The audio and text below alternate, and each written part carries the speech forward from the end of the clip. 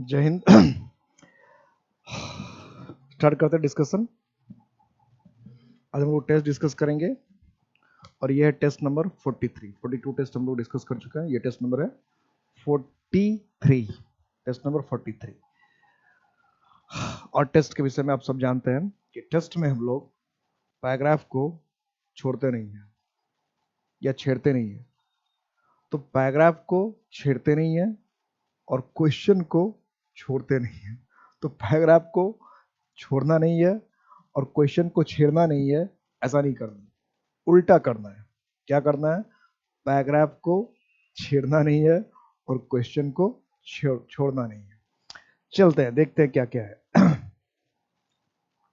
Passage है, चलिए अभी इसको छेड़ेंगे नहीं, इसको छेड़ेंगे नहीं, इसको नहीं छेड़ना, चलिए जाने दीजिए। आ गया क्वेश्चन, अब इसको छोड़ेंगे नहीं। The adjective used for describing the postmasters living room, कि जो पोस्टमास्टर का लिविंग रूम था उसको डिस्क्राइब करने के लिए जो एडजेक्टिव यूज हुआ वो कौन सा है? Dark, light, deep, bright. अब ये ऐसा क्वेश्चन हो गया इसको बिना पैराग्राफ में जाए नहीं बना सकते, पैराग्राफ में जाना ही पड़ेगा।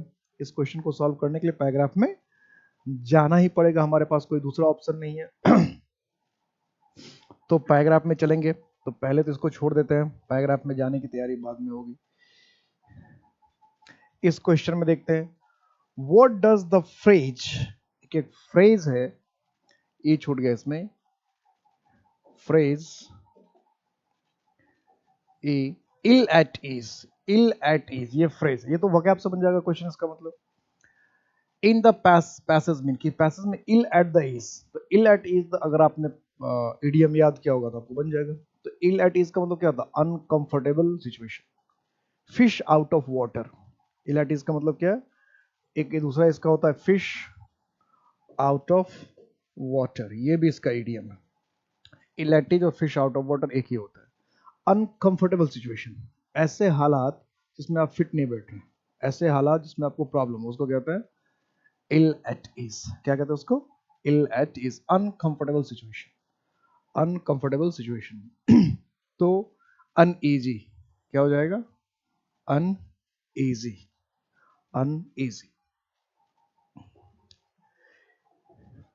What does the phrase, what does the phrase little company in the passage mean? इस पैसेज में जो फ्रेज है लिटिल कंपनी, अब इसका क्या मतलब है? Hardly any friends, small business, business like, bad friends. अब तो पैराग्राफ में जाना होगा, लेकिन लिटिल कंपनी, लिटिल का मतलब है नो, तो इसके अगर हिसाब से हम थोड़ा सा मीनिंग देखें तो ए फर्स्ट, ये आ रहा फर्स्ट मुझे लग रहा है। लिटिल का मतलब होता है नो, एडजेक्टिव है, पढ़ा रखा मैंने, नो। और कंपनी का मतलब साथ भी हो सकता है, इसका मतलब नो कंपनी, यानी कोई फ्रेंड नहीं था ऐसा लग रहा है। तो इसका मतलब ये फर्स्ट हो सकता है, पॉसिबिलिटी है। तो तीन ही है, तो चलते हैं अब इसके पैराग्राफ में चलते हैं। तो वैसे दो क्वेश्चन तो लग रहा है ऐसा कि बन रहा है, चलते हैं पैराग्राफ में और पता करते हैं क्या होता है। तो पैराग्राफ कह रहा है, पैराग्राफ कह रहा है, the postmaster first took up his duties in the village of Ulapur. Though the village was a small one, छोटा सा गांव था। There was an indigo factory, नील की एक फैक्ट्री थी, नियर बाय, नजदीक में। द प्रोपराइटर, जो मालिक था, एन इंग्लिशमैन, एक अंग्रेज था, had manage to get a post office establish, उसने क्या किया था? पोस्ट ऑफिस वहां पे एस्टैब्लिश किया, स्थापित करवाया था। अब post master belong to Calcutta, और पोस्ट मास्टर जो था कलकत्ता से था। He felt like a fish out, देखो इसमें यही यूज, मैं तो देखा ही नहीं था, इसमें तो यही यूज कर रखा है, fish out of water in this remote, remote का मतलब क्या? दूर, मतलब इलाटीज। His office and living room were in a dark thatched shed. Thatched का मतलब क्या? घास फूस से जो बना होता है, शेड का मतलब छप्पर। घास फूस देखा होगा ना, गांव घर में घास वगैरह से बना जाता है।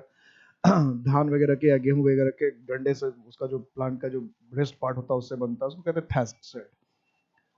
Not far from a green slimy pond, और वो दूर से ग्रीन स्लिमी मतलब काई वाई से भरा हुआ पॉन्ड था। Surrounded on all sides by dense growth, और चारों तरफ क्या था? घना ग्रोथ, यानी पेड़ पौधे थे। तो फिर इसमें जो उसका जो लिविंग रूम का पूछा था, वो क्या पूछा था?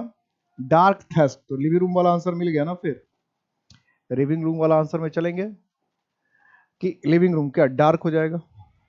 तो इसका आंसर मिल गया हमें, फर्स्ट का आंसर मिल गया डार्क। सेकंड का आंसर मिल गया, इजी, ये हो ही गया। और पैराग्राफ से मिल रहा कि यही लगेगा, क्योंकि इतने दूर दराज को फ्रेंड्स कहाँ मिलेगा, तो इसका तीसरा का भी आंसर हो गया, सीधी सीधी बात, तीसरा का भी आंसर मिल गया, पढ़ने की हमें जरूरत नहीं है। फिर भी अगर आपको दिल ना माने तो एक बार पढ़ के आगे देख लेते हैं, लेकिन मिल गया हमें आंसर, वही आंसर होगा। The man employed in the indigo factory had no leisure, जो इंडिगो फैक्ट्री में काम कर रहे थे उसके पास कोई खाली समय नहीं होता था। मोर ओवर, और दे वर हार्डली डिजायरेबल कंपेनियंस, और वो शायद ही डिजायरेबल यानी ऐसे फ्रेंड्स जिनके साथ हो सकते थे वो डिसेंट, डिसेंट का मतलब जो पढ़े लिखे सभी लोग थे उनके लिए वो कंपेनियन नहीं हो सकते थे। Folk, nor is a Calcutta boy an adept, और ना ही कलकत्ता का लोग एडेप्ट मतलब कि expert in the art of associating मिलियम विद अदर, दूसरे से घुल मिल जाए। Among stranger he appears either proud, अगर स्ट्रेंजर से तो घमंडी लगता था, और इल एट ईज, देखो फिर यहाँ इल एट ईज भी लिख रखा है। At any rate the post out but little company, अगर यहाँ पे बट लिटिल क्योंकि क्या था, एट एनी रेट किसी भी तरह से किसी भी postmaster had but little company, nor had he much to do, उसके पास ना तो कोई दोस्त था ना कुछ काम करने के लिए था। मिल गया जवाब, ऐसे ही मिल गया था, यहीं पे जवाब मिल गया था पहले से ही। तो यहाँ कंपनी की बात हो रही थी, मतलब फ्रेंडशिप की बात हो रही थी। नेक्स्ट देखते हैं, find out error part in the sentences, कि जो सेंटेंस है इसमें एरर पार्ट देखते हैं। He is a university professor, तो पहले तो कुछ लोगों को इसी में गलती नजर आएगी कि यूनिवर्सिटी प्रोफेसर यू से शुरू हो रहा है, ए है तो आर्टिकल चैप्टर पढ़ा रखा है, ये तो बिल्कुल नहीं करना। But of his three sons, लेकिन उसके अगर तीन बच्चे हैं, नाइदर हैज एनी मेरिट, कि किसी में कोई, ये तो ऐसा ही सेंटेंस मैंने करवा रखा है चैप्टर में, neither has any job, he has three sons, neither has any, इस तरह का कुछ करवा रखा था। तो इसमें मैंने बता रखा है कि जैसे मोर देन टू होता है, जैसे ही मोर देन टू है तो नाइदर का इस्तेमाल हम नहीं कर सकते। मोर देन टू में नाइदर का इस्तेमाल नहीं कर सकते। मोर देन टू में क्या होता है, नन या नॉट वन। नाइदर का इस्तेमाल और आइदर का इस्तेमाल सिर्फ दो के लिए ही कर सकते हैं। आइदर और नाइदर का इस्तेमाल सिर्फ दो के लिए हो सकता है। आइदर का मतलब दो में से एक और नाइदर का मतलब दो में से कोई नहीं।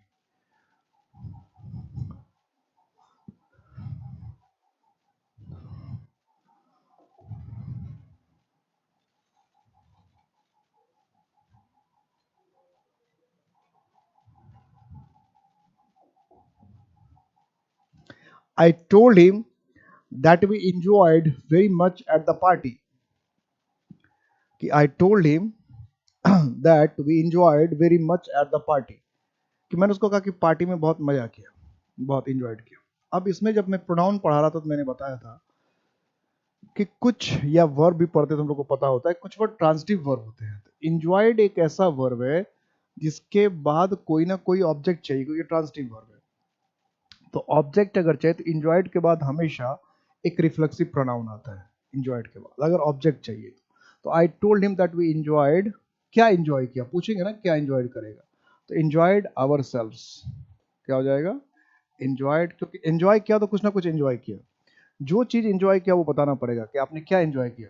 आपने चाय एंजॉय किया, कॉफी एंजॉय किया, लोगों का साथ एंजॉय किया, डांस एंजॉय किया, खाना एंजॉय किया, क्या एंजॉय किया। अगर ऐसा कुछ नहीं तो फिर अपने ही मजे लिए, खूब खूब पार्टी में खूब मजे उड़ाए, ऐसे कह सकते हैं। तो आपको लिखना पड़ेगा एंजॉय, यानी एंजॉय को कोई ना कोई रिफ्लेक्सिव प्रोनाउन ऑब्जेक्ट की तरह चाहिए या कोई ऑब्जेक्ट चाहिए।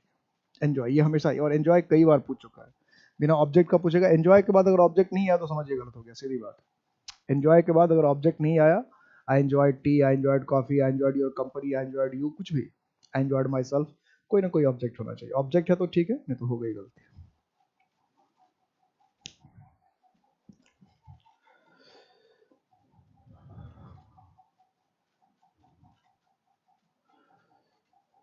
The teacher made the boys to do the sum all over again. The teacher made the boys to do the sum all over again. Again का थोड़ा सा स्पेलिंग देख लेते हैं, क्या करें, तो मिसप्रिंट हो गया, यानी कि सी में ही गलती कर देना। अगेन मिसप्रिंट हो गया, इसका ठीक है, तो गलत कहीं और है, एरर कहीं और है। The teacher made the boys to do the sum. ये टॉपिक मैंने अलग से आपको पढ़ा रखा है, एक क्लास का टॉपिक है ये, मैंने अलग से पढ़ा रखा है और बता रहा है कि ऐसा क्वेश्चन आता है, और अलग से मैंने आपको ये टॉपिक पढ़ाया है। इसको मैंने पढ़ा है इन्फिनेटिव के नाम से। किसके नाम से पढ़ा है, इन्फिनेटिव। तो इन्फिनेटिव में क्या होता है कि आप को मैंने बताया कि कुछ ऐसे वर्ड्स होते हैं जिसके बाद टू का आना जरूरी नहीं है। कुछ ऐसे वर्ड्स होते हैं इसके बाद टू का आना, इसको हम लोग कहते हैं बेयर इन्फिनेटिव्स। क्या कहते हैं उसको? Bare infinitives. Bare infinitives. तो मेड एक ऐसा वर्ब है जिसके बाद जो वर्ब आता है उस वर्ब के साथ बेयर इन्फिनेटिव चाहिए, यानी इन्फिनेटिव विदाउट टू चाहिए। तो आपने क्या लिख दिया? टू लिख दिया, यानी गलती किस पार्ट में? बी में। The teacher made the boys do the sum. असल हालांकि टू अगर हटा दिया जाएगा तो आपको थोड़ा सा अजीब लगेगा, अरे टू हटा दिया तो समथिंग मिसिंग मिसिंग टाइप का फीलिंग आएगा।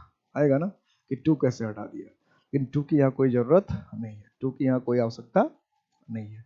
तो इसको कहते हैं इन्फिनेटिव में पढ़ा, बेयर इन्फिनेटिव में पढ़ा है कि कुछ वर्ब ऐसे होते हैं, कुछ वर्ब ऐसे होते हैं जिसके बाद, कुछ वर्ब ऐसे होते हैं जिसके बाद आपको जो वर्ब आता है उसके साथ टू नहीं आता। ठीक, इसको कहते हैं बेयर इन्फिनेटिव।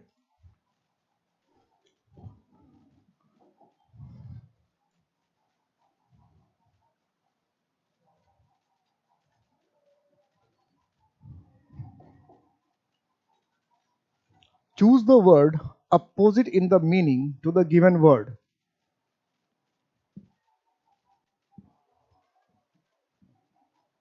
अपोजिट ढूंढना है। बिजार, बिजार का अपोजिट। तो बिजार का मतलब होता है, क्या होता है बताओ? तो बिजार का मतलब होता है स्ट्रेंज, अनफेमिलियर, अजीब, विचित्र। तो ये तो स्ट्रेंज हो गया, क्या इसका सिनोनिम्स? सिनोनिम्स हमें तो ढूंढना क्या है? अपोजिट। तो ये तो हुआ नहीं, फिर ये कट गया, स्ट्रिंग तो किसका है? तो सिनोनिम्स हो गया बिजार। तो इसका बिजार का क्या हो जाएगा? ऑर्डिनरी, साधारण। बिजार के लिए कुछ वर्ड और भी यूज करते हैं, जरा ध्यान रखना। ईयरी, ये वर्ड भी एग्जाम में कई बार पूछा है। ईयरी कई बार पूछा है। ईयरी विचित्र, अजीब, स्ट्रेंज, अनफेमिलियर। ईयरी विचित्र, अजीब, स्ट्रेंज। तो ये सिनोनिम्स है और हमें ढूंढना था क्या? नॉर्मल, यानी ऑर्डिनरी, तो सामान्य, सीधा सीधा। तो आंसर इसमें क्या हो गया? ऑपोजिट इसका क्या हो गया? ऑर्डिनरी। आंसर ये है। अगर के ये आंसर नहीं, ये तो सिनोनिम्स है। आंसर क्या है? ऑर्डिनरी, साधारण। क्रूअल, ये तो बहुत ही आसान लल्लू टाइप का क्वेश्चन पूछ दिया। तो क्रूअल का क्या ढूंढना है? सिनोनिम्स। क्रूअल का क्या ढूंढना है? सिनोनिम्स। तो क्रूअल के लिए हम क्या लिख सकते हैं? डॉग हार्टेड भी लिखते हैं, डॉग हार्टेड, ये सब अच्छा है सिनोनिम्स। कैलस, ये सब एग्जाम में पूछता तो अच्छा लगता है। कैलस, डॉग हार्टेड, ये सब अच्छा वर्ड है क्रूअल के लिए है। ठीक है। रुथलेस, रुथलेस, ठीक है। कोल्ड ब्लडेड, ये सब क्या हुआ? क्रूअल का सिनोनिम्स हुआ। और तो हमें ढूंढना है सिनोनिम, देखते हैं अब इसमें। तो हेडफुल घिनौना हो गया, ड्रेडफुल डरावना हो गया, इनडिफरेंट इसको कोई फर्क ही नहीं पड़ता किसी से, मर्सीलेस, हार्टलेस। तो क्रूअल का हार्टलेस, मर्सीलेस, निष्ठुर, निर्मम, निर्दयी, तो ये सब अच्छे अच्छे वर्ड्स है। Dog hearted, callus, ruthless, cold blooded, heartless, और साथ साथ क्या? मर्सीलेस। तो सिनोनिम्स में क्या करके आ जाएंगे? मर्सीलेस। क्रूअल का मतलब निष्ठुर, निर्मम, निर्दयी। एट्रोसस भी कभी कभी लिखते हैं। एट्रोसस का मतलब ऐसे होता है अत्याचारी। एट्रोसस, अत्याचारी। वो तो अत्याचारी भी क्रूअल है, हार्ड हार्टेड ही है। Next, sport the correctly spelled word. जो सही सही स्पेलिंग लिखा है उसको बताना है। किसमें स्पेलिंग सही किसका है? Spot the correctly spelled word, कि जो भी करेक्ट स्पेल्ड वर्ड है वो आप इसमें बताइए। करेक्ट स्पेल्ड वर्ड कौन है? Spot the correctly spelled word. तो मिलीनेयर, मिलीनेयर, तो पहले में क्या है? मिलियन में डबल एल होना चाहिए, तो ये तो खत्म हो गया ऐसे ही। ये तो पता नहीं क्या लिख दिया, रियरी, ऐसा भी खत्म हो गया। इसमें भी गलत ही है। तो ये तो सीधा स्पेलिंग पता रहेगा तभी बात होगा। मिलीनेयर, मिलीनेयर, मिलीनेयर। तो एयर ध्यान रखना है, एयर तो मिलियन में एयर लगा दो। ठीक है, तो एक तो पहले मिलियन पता ही है, उसमें एयर लगा दिया, तो फिर कभी स्पेलिंग मिस्टेक में दिक्कत ही, मिलियन एयर, सब में एयर है, A I R A I R A I R, तो मिलियन में क्या लगा हुआ, एयर, तो मिलियनेयर बिलियनर में कभी स्पेलिंग मिस्टेक ही होनी है, एयर लगा देना, एयर के बाद ही कर देना, एयर एक साथ है, फिर ई बात नहीं आएगा, अपने आप समझ में आएगा, एयर तो लिखना ही है, तो बात बन जाएगी, चाहे मिलियनर चाहे बिलियनर ट्रिलियनर सबका ऐसा स्पेलिंग बन जाएगा। Animals that live in a particular region, कोई भी जानवर जो पर्टिकुलर रीजन में रहता है, एक पर्टिकुलर एरिया में रहता है, पर्टिकुलर क्षेत्र में रहता है, उसको हम क्या कहते हैं, कोई भी एनिमल जो particular, fauna, wild life, native, beast, तो बीस्ट का तो मतलब क्या हुआ, जानवर, नेटिव का मतलब स्वदेशी, वाइल्ड लाइफ का मतलब क्या, जंगली, फिर बचा क्या, फ्लोरा एंड फौना, आपने कई बार सुना होगा फ्लोरा एंड फौना, अक्सर लोग कहते रहते हैं फ्लोरा एंड फौना, तो क्या होगा, फौना, फौना, फ्लोरा क्या होता है, प्लांट्स, और एनिमल्स क्या, फौना, फ्लोरा एंड फौना। रब हिम द रॉन्ग वे, यानी रब का मतलब क्या, मैसेज, मसाज करना, मालिश करना किसी को, तो मालिश करने के चक्कर में अगर किसी का अपने गलत तरह से हाथ पैर मोड़ दिया, गलत तरह से किसी चीज को दबा दिया, तो बच्चा, इंसान क्या हो जाएगा,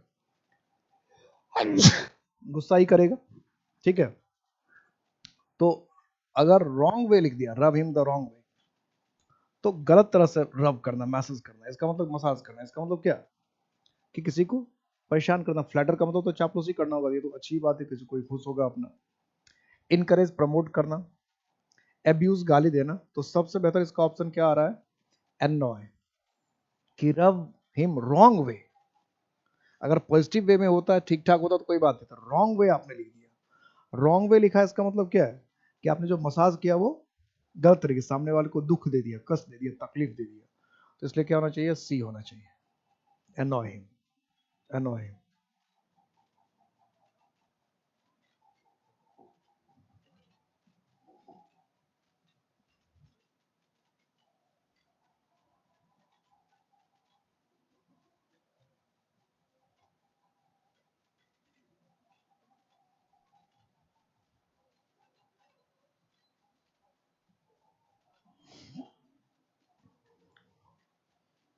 He said to his father, shall I go to market now? He said to his father, shall I go to market now? कि उसने अपने फादर से कहा कि क्या मैं बाजार जाऊंगा, या मुझे बाजार जाना है।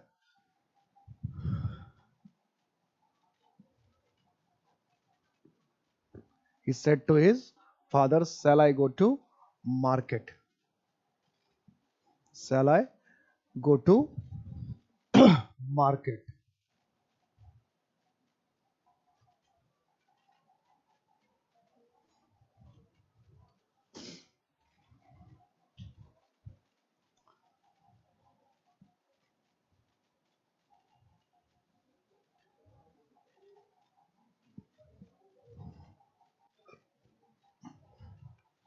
क्या, तो he said to his father, said to तो होगा नहीं, क्वेश्चन पूछ रहे हैं, तो he asked his father, shall I go to market? इसमें देखो सेल को चेंज ही नहीं किया, विल को चेंज कर दिया, मतलब सेल को विल बना दिया, तो इसमें तो टेंस चेंज ही नहीं होती, ये ऑप्शन तो गया, टेंस तो चेंज करना चाहिए, क्योंकि यहाँ क्या है, पास्ट इंडेफिनिट, टेंस चेंज ही नहीं हुआ। अब हम देखते हैं कि if he should go to market now और नाउ, इसमें क्या पार्ट्स ऑफ स्पीच को चेंज नहीं किया, तो ये भी गलत हो गया, तो पार्ट्स ऑफ स्पीच को भी चेंज करना था, तो क्या, he said to his father if he should go to market, देम लिख दिया, इस देम की जगह क्या होना चाहिए था, देम, तो दो ऑप्शन इसलिए छट गया कि टेंस ऑफ चेंज नहीं हुआ, इसमें टेंस का चेंज नहीं किया, एक ऑप्शन इसलिए छट गया कि पार्ट्स ऑफ स्पीच को चेंज नहीं किया, इसमें नाउ वाले में, तो वन तो थ्री ऑप्शन तो ऐसे ही छट गए, तो पहला ही ऑप्शन क्या बन गया, he said to his father if he should go to market then, कि क्या उससे बाजार जाना चाहिए, परमिशन मांग रहा है, सलाह मांग रहा है।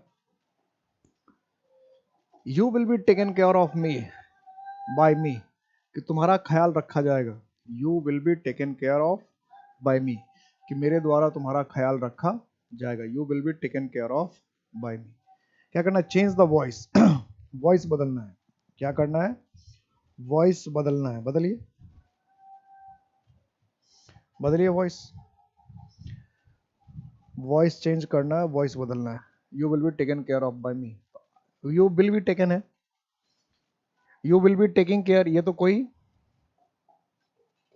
ऐसा कोई टेंस ही नहीं होता, कुछ होता आई वुड टेक केयर, इसमें आपने क्या किया, हेल्पिंग वर्ब को बदल दिया, तो ये तो ऐसे नहीं होगा। I will take care of you और आई विल बी टेकिंग, ये तो ऐसे नहीं होगा। तीन ऑप्शन तो ऐसे छट गया, टेंस के हिसाब से छट गया। अब चार में से एक ऑप्शन तो होना ही है, तीन ऑप्शन ही गलत है, टेंस ही गलत रख रखा है। क्योंकि ये विल बी टेकन है तो क्या है, प्रेजेंट फ्यूचर इंडेफिनिट होना चाहिए, फ्यूचर इंडेफिनिट। ये आपको फ्यूचर कॉन्टिन्यूअस में जा रहा है, यहाँ मॉडल से बदल दिया। ये पता नहीं क्या करने जा रहा है, तो सब में उल्टा सीधा कर दिया। तो इसका मतलब ये है कि अगर ऑप्शंस को अगर आपको ध्यान देंगे तो कुछ ऑप्शन ही ऐसे लिखा रहता है जो प्योर बकवास होता है, यानी गलत होता है। अब वो ऑप्शन हो ही नहीं सकता, ग्रामर उसको अलाउ ही नहीं करता। तो ऑप्शन देखकर चुन लेना बहुत आसान होता है, सबसे आसान है, आप ऑप्शन देखकर चुन लेना।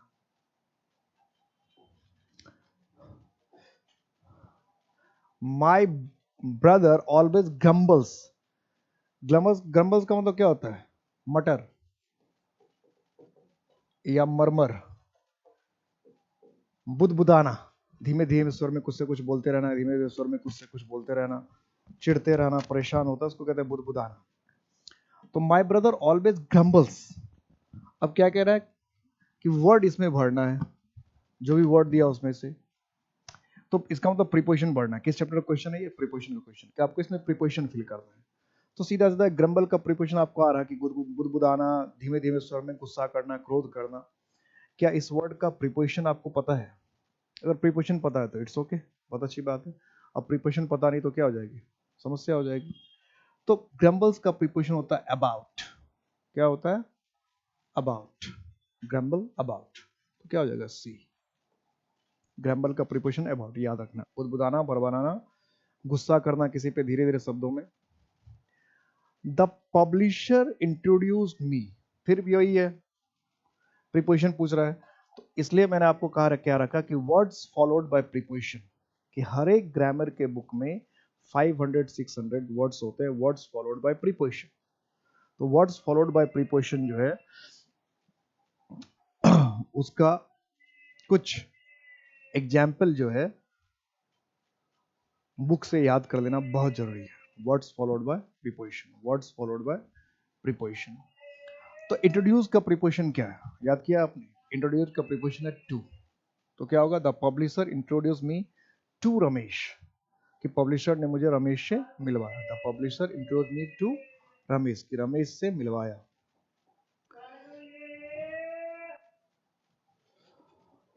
There were two small rooms in the beach house.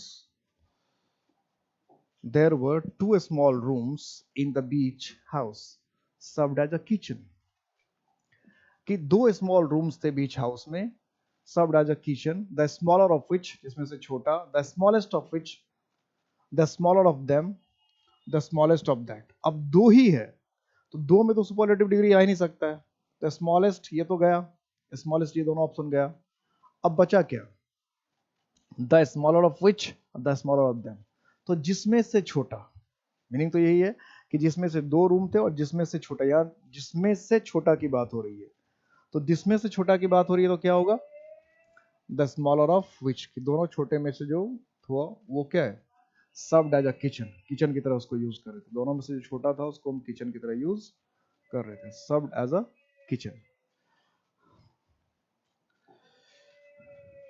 We are happy to, we are happy to the receipt of your order number 407 dated 303।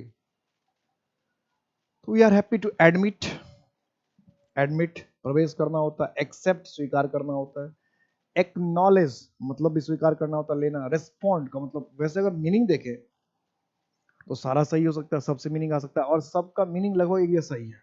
गौर करने की बात यह है कि सबका मीनिंग लगभग एक जैसा ही है। तो फिर इसमें क्या करें? तो नॉर्मली क्या होता है, जब अप्रोप्रिएट वर्ड की बात करेंगे तो जब किसी को हम कोई चीज भेजते हैं और उसका जो प्राप्ति, स्वीकृति का रसीद होता है, स्वीकार करता कोई, हमने किसी को सेंड किया और उसने वो चीज उसको मिल गया, तो ये जो उस बात को स्वीकार करता है कि हाँ आपने जो मुझे भेजा वो आपका मुझे मिल गया, आपने जो मुझे भेजा वो मुझे मिल गया, इस चीज को इंग्लिश में कहते हैं एक्नॉलेज। क्या कहते हैं? अगर आपको किसी को इतना लंबा कहना है कि आपने जो चीज मुझे भेजी है वो मुझे मिल गया, तो क्या आई एक्नॉलेज, क्या है आई एक्नॉलेज। तो एक्नॉलेज का मतलब है किसी को जिसको जो चीज आपने भेजा उसको वो चीज मिल गया, तो एक्नॉलेज होगा। क्या होगा? एक्नॉलेज। पहले क्या होता था? एक्नॉलेजमेंट लेटर रहता था एक्नॉलेजमेंट का, कि आप जब कोई फॉर्म भरते थे एसएससी वगैरह में, यूपीएससी वगैरह में, तो उसके साथ एक्नॉलेजमेंट भेजा जाता था। तो उसमें क्या होता कि जैसे वो फॉर्म रिसीव होता था तो एक्नॉलेज का पोस्ट कार्ड, एक्नॉलेजमेंट का पोस्ट कार्ड रहता था, वो वापस मिल जाता था बच्चों को। इससे पता चल जाता था हाँ आपका फॉर्म सही जगह पे पहुंच गया है। There is no substitute meticulous care. Meticulous का मतलब क्या? बहुत गंभीरता पूर्वक, बहुत जो ध्यान से आपने किया care, in setting training rooms for seminars. अब सेटिंग, सेट ट्रेनिंग रूम, अब इसमें तो ये आपको याद आ जाएगा सेट के साथ तो अप ही होना चाहिए। अब दिक्कत ये है कि अप इसमें भी है, अप इसमें भी है। मतलब अगर अप किसी एक ही ऑप्शन में होता तो दिक्कत नहीं थी। अब यहाँ अप दो दो ऑप्शन में है।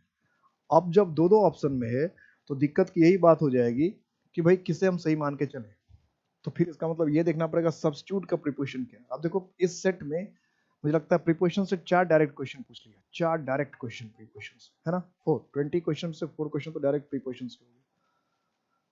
और प्रीपोजिशन से क्वेश्चन तो 4 है, लेकिन अगर ग्रुप देखे तो 5, क्योंकि इसमें तो दो दो प्रीपोजिशन एक साथ पूछ लिया। तो इनडायरेक्ट वे में कहते तो क्वेश्चन तो 4 ही दिख रहा है, लेकिन प्रीपोजिशन के 5 क्वेश्चन हो गए कि दोनों का प्रीपोजिशन। मान लो आपको सब्स्टिट्यूट का प्रीपोजिशन पता नहीं, तो क्वेश्चन तो बनना ही नहीं है। सेट का प्रीपोजिशन जिसको पता नहीं वो बनना ही है, तो सेट के साथ तो चलो अब स्थापित करना। सब्स्टिट्यूट का क्या करें? तो सब्स्टिट्यूट का होता है 4, इसलिए ऑप्शन क्या हो जाएगा इसका? फर्स्ट, कि there is no substitute for meticulous care, कि अगर आप बहुत गंभीरता पूर्वक बहुत सीरियस होकर केयर करते हैं तो उसका कोई सब्स्टिट्यूट नहीं है, उसका कोई विकल्प नहीं है। फर्स्ट ऑप्शन क्या हो जाएगा? First option. Read the sentences and find out which of the combination is correct. कि 4 कॉम्बिनेशन दिया है, इसमें से कौन सा कॉम्बिनेशन सही है? पढ़िए। Was a complex personality in which the visionary and eccentric fought for mastery. Henry Ford, who built the Model T car and pioneered the modern assembly line. क्या करें? इसका मतलब कि ये जो P है was a complex personality, P complex, ये तो वर्ब से आ रहा है, इसका मतलब इसके पहले कोई ना कोई सब्जेक्ट हुआ। तो सब्जेक्ट की अगर बात करें तो सिर्फ आर में ही सब्जेक्ट हो सकता है, हेनरी फोर्ड। तो Henry Ford who build the model T car, कि हेनरी फोर्ड जिसने मॉडल कार बनाया, वाज अ कॉम्प्लेक्स पर्सनालिटी। कि अगर ये वर्ब है तो इसका सब्जेक्ट, सब्जेक्ट का काम क्या कर सकता है? आर, यानी आर की तुरंत बाद क्या हो सकता है? पी की पर्सनालिटी है। अब देखिए आर के बाद पी कहीं है क्या? आर के बाद पी क्या है? इधर है। आर के बाद पी इधर है, और कहीं पे क्या है? आर के बाद पी यहाँ भी है, और इस दोनों में तो नहीं है। अब देखते हैं।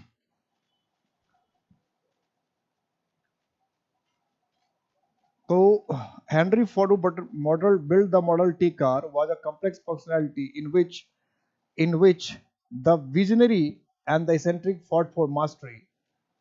तो R P Q, R P Q, R P Q, R P Q तो इधर आ गया।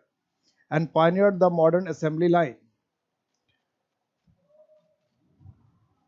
और एक ऑप्शन ये लेकर चलते हैं, एंड पायनियर्ड, इसमें भी देखिए कि वर्ब है। तो अगर यहां देखते हैं कि who built the model T car, subject verb, and pioneered the model, R के बाद ये भी वर्ब भी आ सकता है, दो वर्ब किया, जिसका मतलब आर के बाद एस की भी पॉसिबिलिटी बनती है, आर के बाद इसकी पॉसिबिलिटी बन रही है। तो अब दोनों में अरेंज करके देखते हैं कि आर के बाद पी या आर के बाद ये वर्ब ज्यादा अच्छा है, क्योंकि एक वर्ब यहाँ पे ऑलरेडी है, हु बिल्ट बना, ये वर्ब है, तो इसके साथ ये पायनियर्ड दूसरा वर्ब है। तो आर के बाद फिर दोनों वर्ब को रख के देखते हैं, Henry Ford who built the model T car and pioneered the modern, इसका मतलब आर के बाद एस भी हो रहा है। फिर was complex personality in which the visionary and the eccentric, eccentric का मतलब क्या होता है? झक्की, किसी बात की जो धुन सनक सवार रहता है उसको कहते हैं इसेंट्रिक। इसका मतलब यही ऑप्शन बन गया। क्या होगा? R S P. मतलब हम लोग ध्यान दे रहे थे इस पर, बन गया ये दूसरा वर्ब आ जाने की वजह से, क्योंकि इसमें क्या क्या देखो 3 वर्ब का इस्तेमाल करता है, सब्जेक्ट ये, एक वर्ब ये, एक वर्ब ये, एक वर्ब ये, और तीनों वर्ब तो सब्जेक्ट के बाद ही होगा। तो तीनों वर्ब को हमें अरेंज करना पड़ गया। अगर इसमें ये वर्ब नहीं होता तो फिर आराम से ये ऑप्शन बनता। इसमें तीन तीन वर्ब आ गया, तीन तीन वर्ब आ गया, इसलिए तीनों वर्ब को अरेंज करना पड़ेगा कि कौन सा वर्ब पहले होगा। सब्जेक्ट ये ऑलरेडी अरेंज है कि आर से ही ऑप्शन शुरू होता है। तो वैसे भी अगर आप ऐसे देखते, ये चीज आप देख सकते थे कि सब्जेक्ट तो आर ही था, आर से एक ही ऑप्शन शुरू हो रहा था, इसका मतलब यही सिर्फ ऑप्शन होता है, ऐसे भी कर सकते थे, क्योंकि वर्ब तो मान लो तीन है, सब्जेक्ट तो एक ही होगा ना, सब्जेक्ट तो सिर्फ यही हो सकता था, तो जो भी आंसर होना था, जैसा आंसर होना था, यही होना था।